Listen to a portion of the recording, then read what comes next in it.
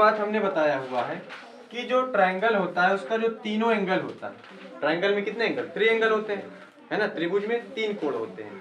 तो जो तीनों कोण होगा, एक कौन सा है, इधर ऊपर, इधर, और ये अंदर के कोण, ठीक है।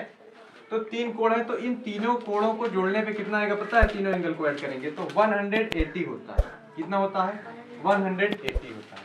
एक क्या है हमारा 40 है, ठीक है, दूसरा क्या है हमको नहीं पता है, ठीक है, इसको हम क्या मान लेंगे, x मान लेंगे, ठीक है, और तीसरा क्या है, तीसरा हमको y डिग्री दिया हुआ है, ठीक है, 40 डिग्री, x डिग्री और y डिग्री। x हमको कुछ नहीं दिया हुआ है, लेकिन ये भी बताया नहीं है कि ये कितना, लेकिन यहाँ पे इसको हमको बाहर का जो है एंगल दे दिया। हमको एक बात पता है, एक जो सीधी लाइन होती है, सीधी लाइन है तो उस पर कितना डिग्री का एंगल बनेगा। तो कभी भी कोई भी सीधी लाइन होती है, स्ट्रेट लाइन, तो वहां पे 180 डिग्री का एंगल बनता है, ठीक है।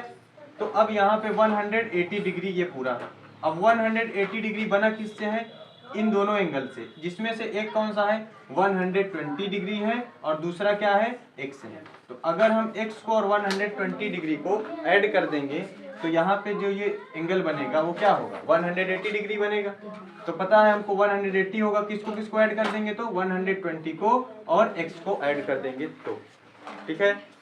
अब यहाँ पे देखो, यहाँ पे x की हम वैल्यू निकाल लेंगे, तो नंबर को नंबर की तरफ ट्रांसपोज करेंगे। 120 इधर प्लस में है, इक्वल के उधर जाएगा तो माइनस में हो जाएगा, यहाँ पे x बच जाएगा और इक्वल के उधर क्या था राइट साइड में 180 डिग्री, और ये 120 डिग्री जाएगा तो माइनस में 120 डिग्री हो जाएगा, ठीक है। और x की जो वैल्यू आएगी वो हो जाएगी 60 डिग्री, ठीक है। 180 में से 120 सब्ट्रैक्ट हो जाएगा तो यहाँ पे आंसर हो जाएगा, x की जो वैल्यू आएगी वो आएगी कितना, 60 डिग्री आएगी, ठीक है। तो x की वैल्यू हमको पता चल गई। तो हमको ये पता है कि तीनों जो एंगल होते हैं उनको ऐड करने पे 180 डिग्री आना चाहिए। किसका, तीनों एंगल, ट्रायंगल के जो तीनों एंगल, ठीक है। फिर यहाँ पे x की हमको वैल्यू पता चल गई है, तो x की वैल्यू रख देंगे 40 डिग्री प्लस x की वैल्यू कितना है हमारे पास 60 है, और क्या रह गया y। अब यहाँ पे देखो वन वेरिएबल है, कौन सा वेरिएबल है, वन वेरिएबल, वेरिएबल का क्या है y, है ना। तो सारे नंबर इधर के ये दोनों नंबर हैं ये आपस में क्या हो जाएंगे, ऐड हो जाएंगे। तो 40 और 60 को ऐड कर देंगे तो 100 प्लस y क्या है, वेरिएबल है तो ऐड नहीं हो पाएगा। इक्वल में क्या है 180 है। अभी नंबर को नंबर की तरफ ट्रांसपोज करेंगे, तो 100 को जब ट्रांसपोज करेंगे तो यहाँ पे कौन बचेगा, y रह जाएगा, y लिख देंगे। y किस में है, प्लस में, इसलिए यहाँ पे हमने कुछ भी नहीं लिखा, आगे प्लस लगा हुआ है।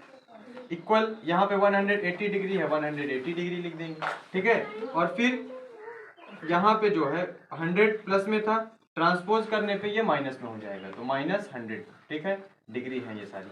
तो y इक्वल यहाँ पे क्या हो जाएगा, 180 में से 100 डिग्री जब सब्ट्रैक्ट हो जाएगा तो यहाँ पे बचेगा 80 डिग्री। तो हमको बताना क्या था, y की वैल्यू बताना था। तो यहाँ पे y की जो वैल्यू आई वो निकल के क्या आई, 80 डिग्री आई, ठीक है।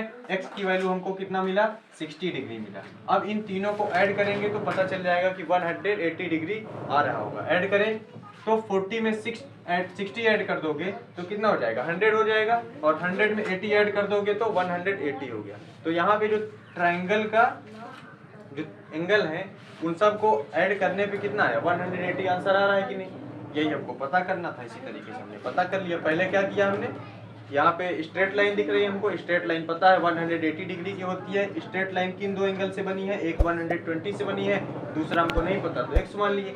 यहाँ पे क्या बन गया, इक्वेशन बन गया, ठीक है। अब इक्वेशन बन गया तो इक्वेशन को हम क्या करेंगे,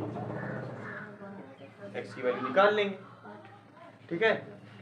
और x की वैल्यू निकाल लिए तो फिर क्या करेंगे, x की वैल्यू को ला के यहाँ पे रख देंगे। क्या हमको पहले से पता है कि जो तीनों एंगल होते हैं, तीनों एंगल का जो ऐड होता है, जो जोड़ने पे कितना आता है 180 डिग्री आता है ना, sum of all angles of triangle, है ना।